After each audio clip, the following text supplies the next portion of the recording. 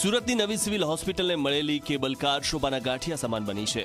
જે કારનો ઉપયોગ ઇમરજન્સી પેશન્ટ અને દર્દીઓના પરિવારજનોને લઈ જવા માટે કરવાનો છે તે કાર બંધ પડેલી હોવાથી ભારે હાલાકી ભોગવવાનો વારો આવ્યો છે। વાત એમ છે કે સુરતની નવી સિવિલ હોસ્પિટલમાં જૂની બિલ્ડિંગ જર્જરિત થતા સ્ટેમ સેલ બિલ્ડિંગમાં એક બાદ એક વોર્ડ શિફ્ટિંગની કામગીરી ચાલી રહી છે, ત્યારે સુવિધાના અભાવે દર્દીઓ સાથે આવતા પરિવારજનો હેરાન થઈ રહ્યા છે। બાળકો અને ગાયનેક વિભાગ સ્ટેમ સેલ બિલ્ડિંગમાં શિફ્ટ કરવામાં આવ્યો છે, પરંતુ હજુ મોટાભાગના માતા પિતા બાળકો અને સગર્ભાને લઈ જૂની બિલ્ડિંગમાં પહોંચે છે, જેથી ત્યાંથી સ્ટેમ સેલ બિલ્ડિંગ સુધી પહોંચવા દર્દીઓ અને પરિવારજનોને પગપાળા 1 કિલોમીટર ચાલીને જવું પડે છે। આ સાથે જ સ્ટેમ સેલ બિલ્ડિંગમાં સારવાર માટે ચાલીને આવે તો સોનોગ્રાફી સહિતના રિપોર્ટ કરાવવા માટે ફરી જૂના બિલ્ડિંગમાં આવવું પડે છે। જો કેબલ કાર શરૂ થાય તો રાહત મળી શકે એમ છે।